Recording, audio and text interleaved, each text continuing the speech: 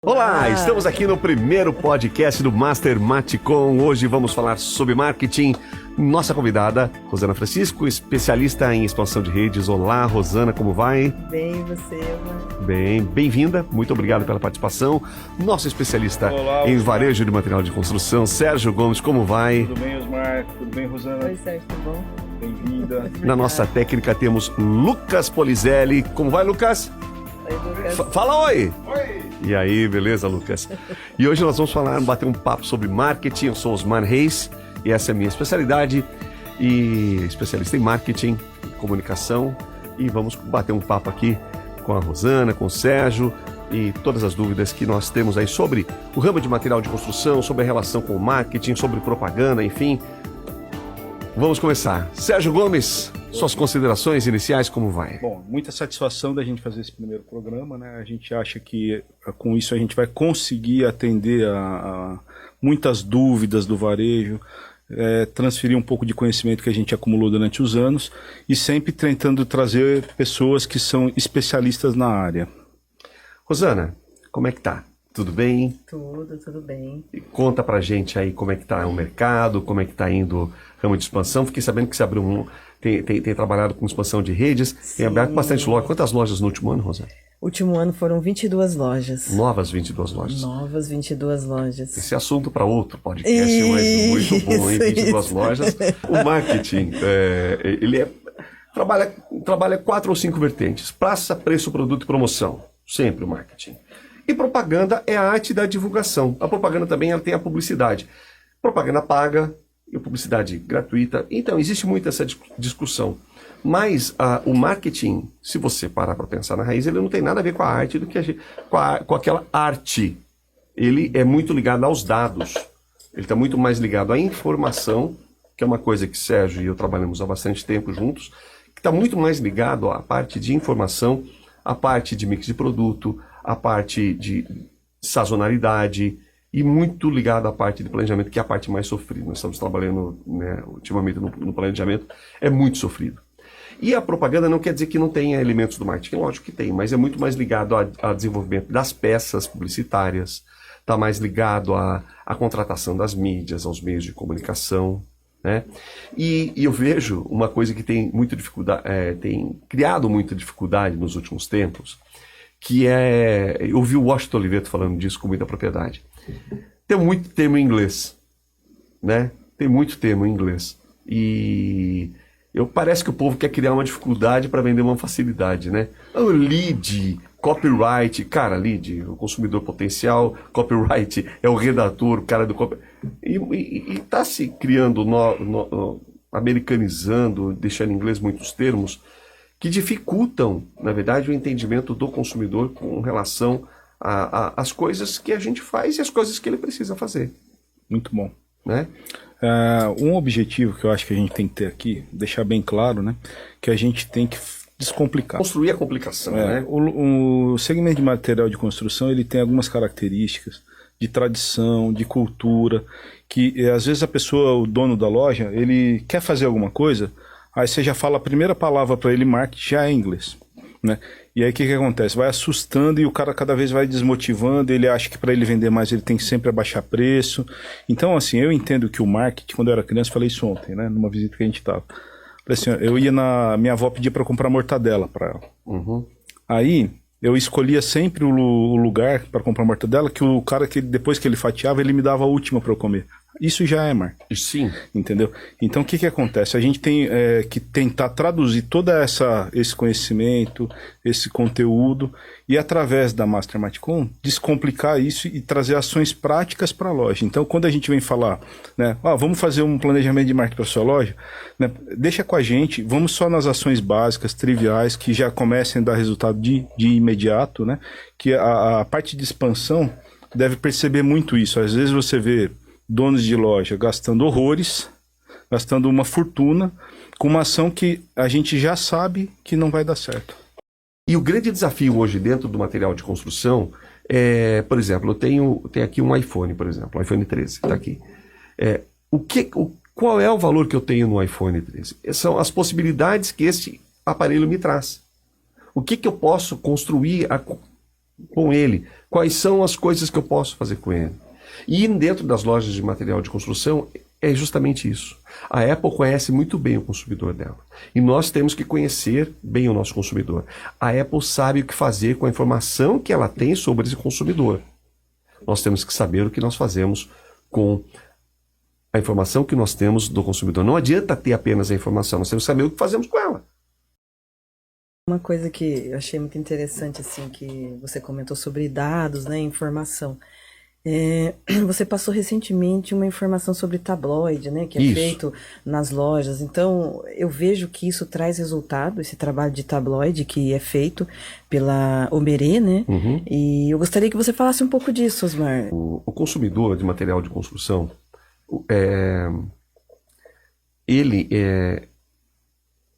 muitas vezes ele é analógico. E nós estamos falando bastante de digital hoje em dia, mas nós temos uma grande fatia da população analógica.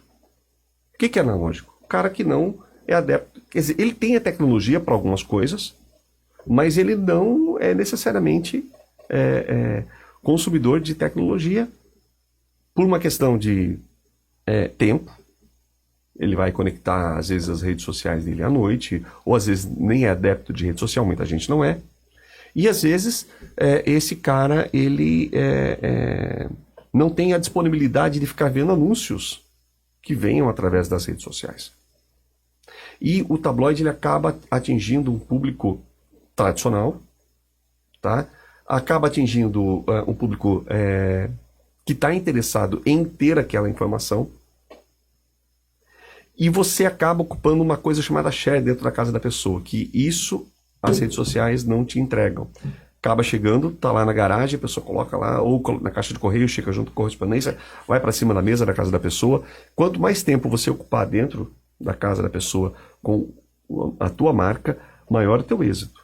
Tem muito dono de loja, Osmar, a gente já sofre com eles há bastante tempo, né? Então, assim, a gente está tentando criar ferramentas para a gente sofrer menos e eles também. E talvez você escute muito isso dos donos de loja, né? Que você puxou aí o tema tabloide. Por que tem muito dono de loja que fala que tabloide não funciona? Sérgio, pode não funcionar. Pode não funcionar. Primeiro, uma entrega mal feita. Né? Tem que ser uma entrega qualificada. Tem que fazer... Eu sempre sugiro ali 7 quilômetros no máximo da redondeza da loja. Você tem que ser rei no lugar onde você está. Né? Você tem que ser... Ali onde você está, você tem que... dominar a praça, né? Então, 7 quilômetros. Muitas vezes, também o tabloide não dá resultado porque o mix de produto oferecido no tabloide não é apropriado. O cara coloca lá o que ele nunca conseguiu vender. Exatamente. Vou gastar 10 mil para vender o que eu nunca vendi. Exatamente. Então, eu coloco lá ofertas de coisas que eu tenho de saldo, que eu nunca vendi, e quero que as pessoas comprem colocando no tabloide. Não vai dar resultado. Sim. Outra coisa que não dá resultado é você colocar produto fora de sazonalidade. Por exemplo, tinta no mês de março. Vende?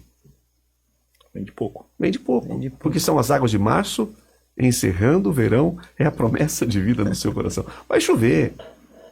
Então, você tem a tendência de vender mais tinta, geralmente, quando a pessoa está chegando na época de festas, final de outubro, é um produto campeão ali em outubro, novembro, dezembro, não é isso? Então, você tem que acompanhar a sazonalidade. Então, tudo parte de um planejamento prévio, é isso? Exato. Sim. Então, o tabloide também pode não te dar resultado nenhum, porque ele está sendo feito de qualquer jeito.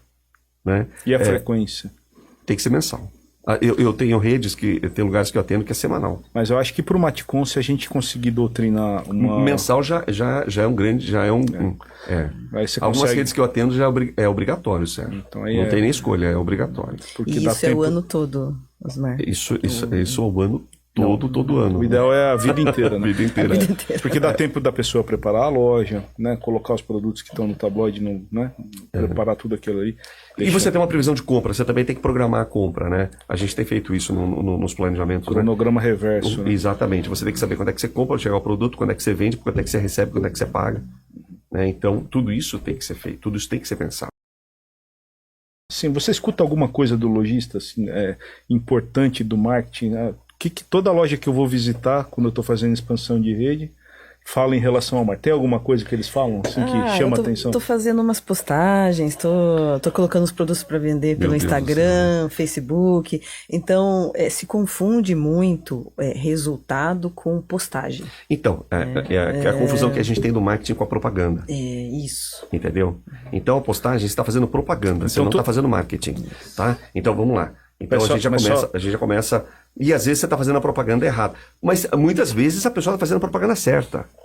Isso diga-se de passagem. Por exemplo, eu atendo uma rede em Campos do Jordão, né? E eles fazem um trabalho muito legal. Muito legal, assim. É muito bacana trabalhar com eles. Qual é uma das mídias digitais que mais dá resultado para eles? Lista de transmissão. Lá eles fazem um tabloide todo dia. É um grupo de lojas, mas tem o tabloide. Acho que são 6 ou 7 ofertas no tabloide todo dia. Não existe aquela postagem individual. É uma postagem por dia. Eles disparam, eles têm os grupos de transmissão. O cara recebe um tabloidinho digital todo dia na lista de transmissão. Super qualificado, porque o público da lista de transmissão é o pessoal da loja. É o pessoal que compra já na loja. Está recebendo oferta todo dia e você não fica perturbando. Você manda uma vez só para a pessoa. Mas eu foco no produto. Foco no produto. Vai estar anúncio sem preço? Não? De jeito nenhum. Então sempre tem um anúncio. Não tem anúncio sem preço. Não só está à venda o que tem preço, é isso? O que não tem preço... não está à venda. Não está à venda. E tem alguma coisa assim, tipo aquilo... Não, mas você tem uma agência? Não, é o filho do meu sobrinho. Mas mesmo a agência... É o meu afilhado. O pessoal que vende ali de vez em quando posta, o pessoal do balcão, ou meu parente. E não tem problema. Mas você não tem problema isso. Mas olha, assim, existe hoje em dia uma tendência da gente querer achar super-heróis. Tá? Esse cara vai resolver meu problema. Não rola. Não existe isso.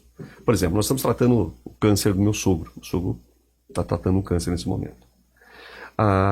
É uma luta de pequenas ações, de exames, de trabalho para vencer. E vai vencer. Né? Mas é uma luta. Às vezes você tem uma loja doente. Como é que você faz para vencer isso? Luta, ações.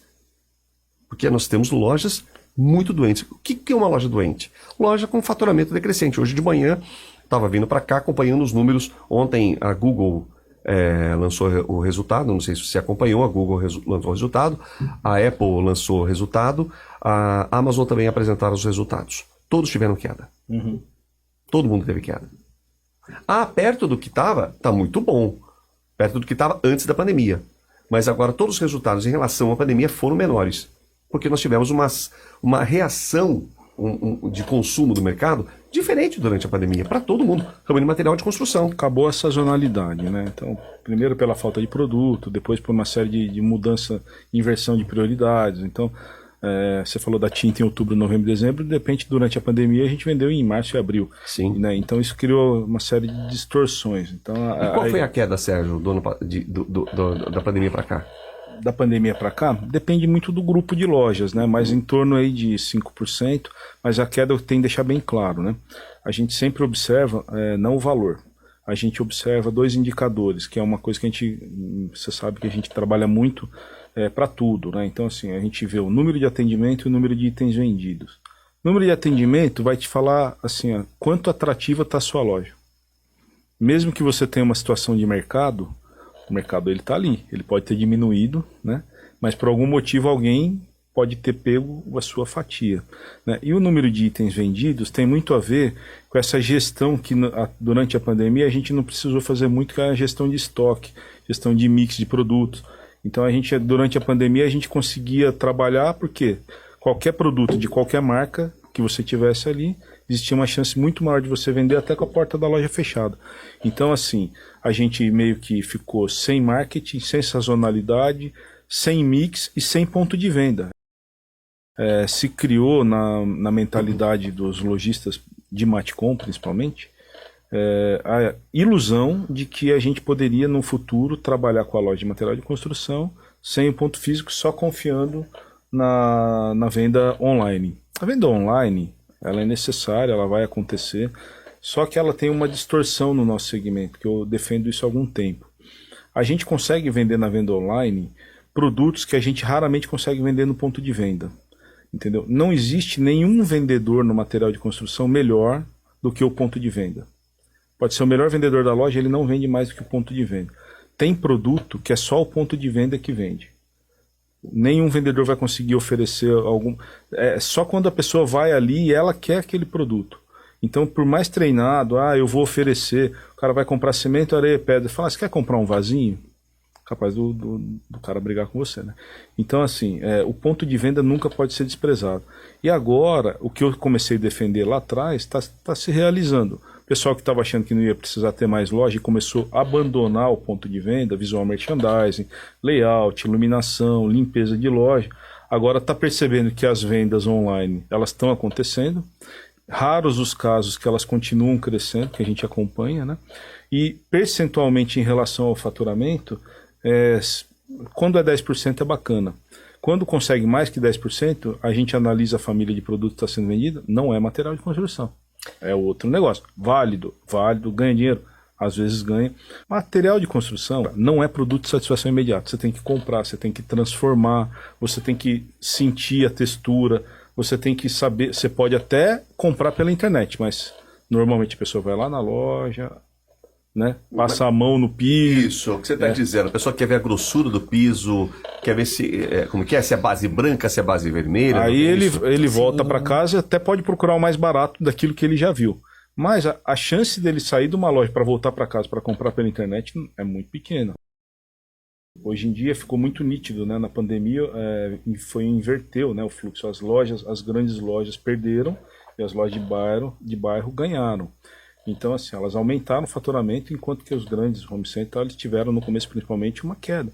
Por quê? Porque não tinha conveniência nenhuma, você não podia sair, você não podia ir para longe, não tinha como ficar andando. Então, tudo que foi comércio local, regional, né, o que a gente chama de uma loja de conveniência? 15 minutos. Mas o que é 15 minutos?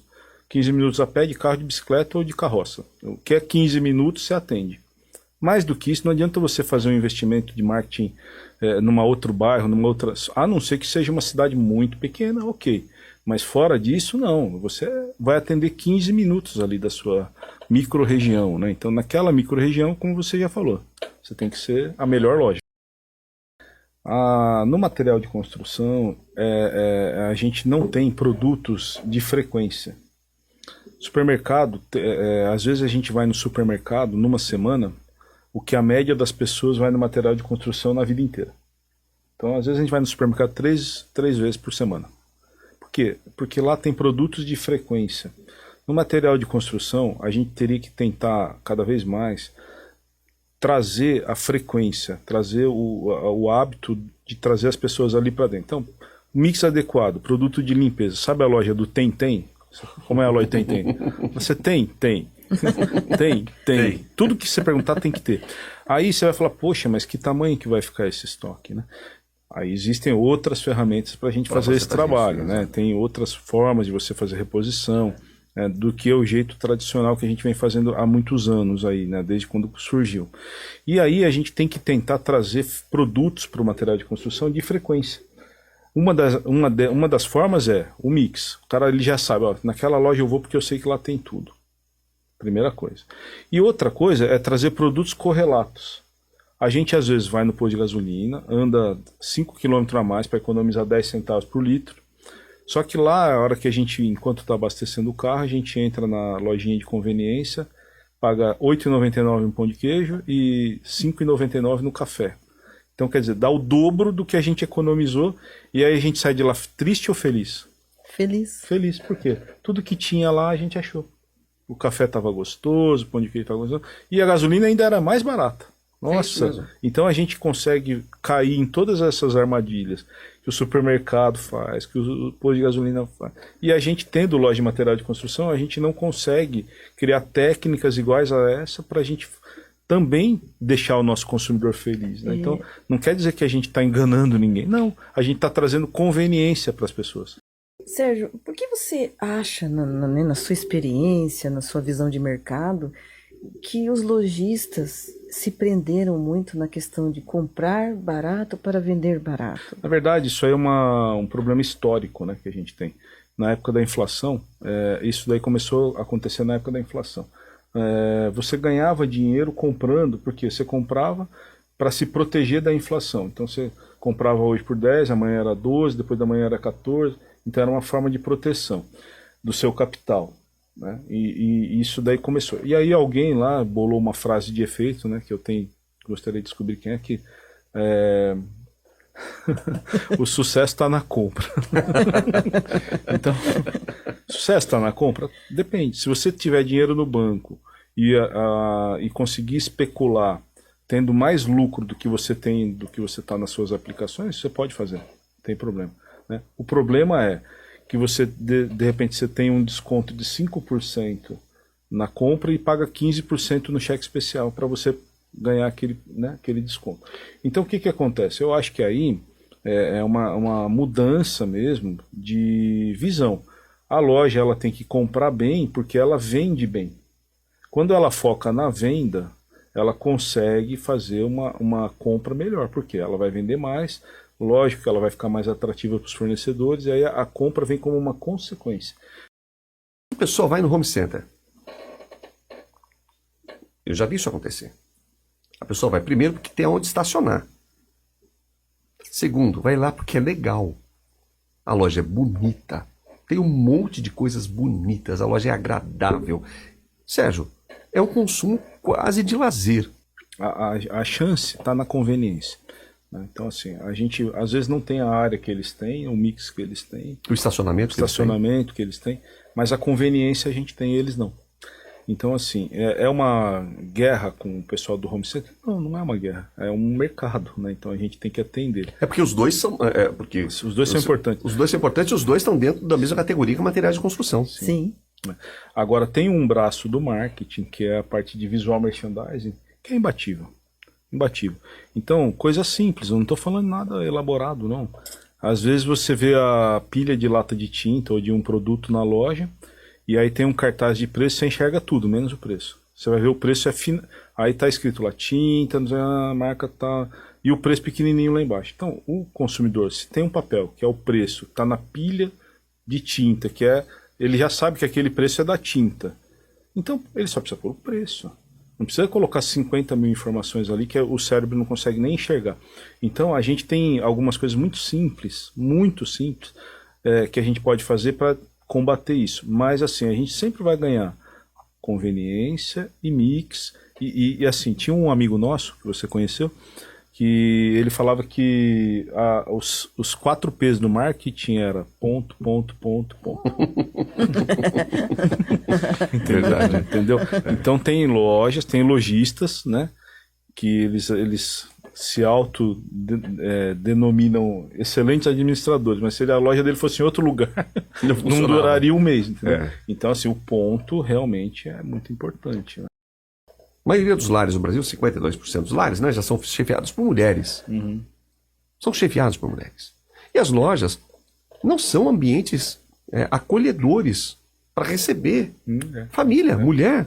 A gente ainda vê loja, hoje, atendendo com a correntinha da pandemia. Ainda com a correntinha da pandemia? Entendeu? Existe a pandemia ainda? Existe. Poxa, mas a obrigatoriedade de você tirar aquilo ali acabou faz tempo. E tem lojas hoje, né? Hoje nós estamos aqui em fevereiro de 23, que tem a correntinha que não deixa o cliente entrar dentro da loja ainda. Entendeu? Então, assim, às vezes eu tenho feito uma provocação que não existe. Talvez o material de construção tenha sido um segmento que nasceu para não durar. Então, hoje não existe loja de material de construção com mais de 100 anos. Me parece que agora teve uma delas que fez 100 anos, que eu não estou me recordando, e a Leroy também, que não é... É a Casa da Boia, mas... mas parece que tem uma outra, né? Mas assim, num mercado desse, com 150 mil lojas, ter uma que fez 100 anos, alguma coisa está sendo feita errado, né? Então, assim, ou a gente entende que é assim mesmo e tudo bem, entendeu? Então dura 50, 60 anos, não tem sucessão, fecha aquilo e acabou. Né? Ou a gente dá um encaminhamento, vai participar de uma rede, vira uma franquia, faz alguma coisa, ou então a gente pega e faz nossa nosso dever de casa. Né? O que é o serviço bom dentro do material de construção que a gente tem que ter? Ciência que faz parte, que você tem que ter uma boa entrega. Não adianta você fazer uma boa propaganda se você não tem uma boa entrega. Sim, também é marketing. Também é marketing. Também é marketing. Não adianta você fazer uma propaganda se você não tem um bom atendimento, porque ele também é marketing. Aí, na parte do atendimento, este é um poder de que muitas lojas pequenas têm um grande aproveitamento da informação. Por exemplo, eu chego na loja, minha loja é pequena, tem 2, 3 vendedores, e o meu cliente chega lá, eu sei que ponto está a obra, como é que ficou a laje, ficou boa? Você conversa, você tem isso. Você tem isso é marketing. Você sabe que ponto está a obra, então você tem essa troca de informação. Você pergunta para ele como é que ficou a tinta na parede, você sabe a cor da tinta que foi aplicada na parede. E hoje em dia, conforme a operação começa a crescer, você começa a perder esse tipo de informação. E ela é preciosa. E eu digo mais, esse tipo de informação é muito valiosa para o digital. Porque contar a história de pessoas, as pessoas amam histórias. Falam storytelling hoje em dia, né? Sim. Mas isso tem um grande engajamento. E são pouquíssimas lojas que contam as histórias do seu cliente dentro das mídias sociais. E isso tem engajamento, isso tem um poder enorme, esse relacionamento. E isso se fazia lá atrás. Seu pai fazia, Sérgio. E tem um detalhe, né? Você tocou num assunto importante aí, né? O grande número de lojas entende que é importantíssimo treinar a equipe de vendas, troca o uniforme a cada 6 meses, faz tudo direitinho, crachá, as meninas têm que vir maquiadas, cabelo penteado. Mas quais são os funcionários da gente que são os únicos que entram na casa do cliente? É o pessoal da entrega. Aí a gente vai lá no cara da entrega, daí o chapéu dele é uma bola de futebol cortada no meio, camisa da política furada, a botina sem uma bermuda todo sujo. Aí ele chega lá na casa do cara, entra na sala do cara e joga um saco de argamassa da cabeça até o chão, daí pulveriza a casa do cara de pó. Então esse cara, a gente tinha que começar a fazer o treinamento comercial com o pessoal da entrega. Outra coisa, a gente faz campanha de marketing, a loja vende pra caramba, o vendedor é comissionado, o gerente ganha prêmio e o pessoal da entrega ganha o quê? Serviço a mais. Mais trabalho. Mais trabalho. Aí o que eles fazem? Sábado 10h30, o cara que sai com a entrega sábado 10h30, a loja fecha meio-dia, pode ter certeza que ele só vai chegar meio-dia. Ele fala, não vai fazer diferença para mim mesmo, se eu tiver que voltar lá e carregar mais ou menos, ele vai pegar aquilo e vai ficar lá tudo parado. Então assim, eles não se engajam nas campanhas. Então a sugestão, comece o treinamento por quem entra na casa do nosso cliente. A gente pode dar o melhor atendimento na área comercial possível. Quem vai mostrar pra gente se a gente é bom é o pessoal da entrega. É o pessoal do pátio. Então, assim, cuida do uniforme deles, cuida do treinamento deles, põe premiação para eles também, meritocracia, a gente tem o formato disso. Quer ver outro exemplo de marketing quase gratuito que as lojas desprezam? Qual é? Quando a gente era mais jovem, qual era o banheiro famoso por ser o banheiro mais sujo que existe? Do que era? Da borracharia.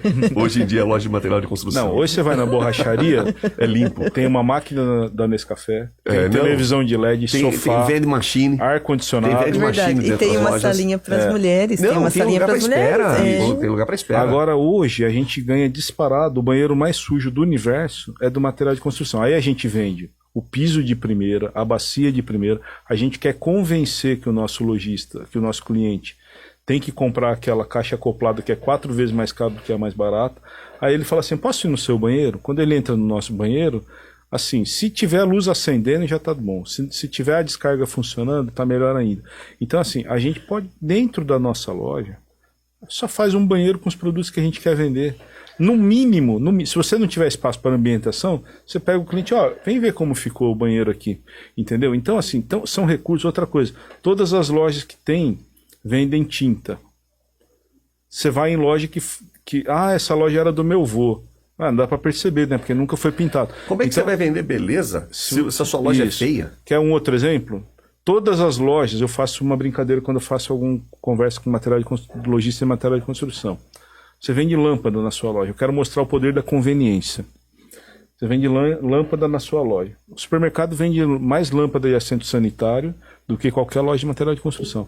Por quê? Por causa da conveniência. Fala assim, você tem loja de material de construção? Tenho. Você vende lâmpada? Vendo. Sua casa tem lâmpada queimada? Tem. Nem ele lembra de pegar na loja dele. Mas então, pior, quando e a loja de material tá, de construção tem as lâmpadas queimadas.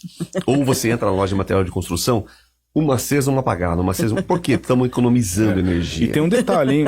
Uma coisa geográfica, tá? Você saiu das grandes capitais, interior de São Paulo, interior do Rio, interior... Sempre as lojas do interior, elas são mais escuras do que as lojas da capital.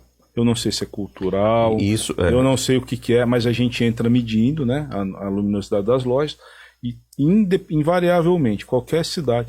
Aí você fala assim, mas é a cultura do local. Não. Porque eu vou no supermercado do interior, já é igual das grandes capitais. Eu vou na farmácia, já é igual. O consumidor. O consumidor é o mesmo. Então aqui é uma cultura do dono da loja. É porque existe o lojista de material de construção, ele tem uma coisa que nasceu com ele. Quando ele abriu a loja de material de construção, ele comprava, aí ele ficava no balcão, aí depois ele vendia, alguém ficava olhando um pouquinho a loja, ele pegava o caminhãozinho dele, ia lá ele entregar e ele voltava de novo. Isso tem muito até hoje.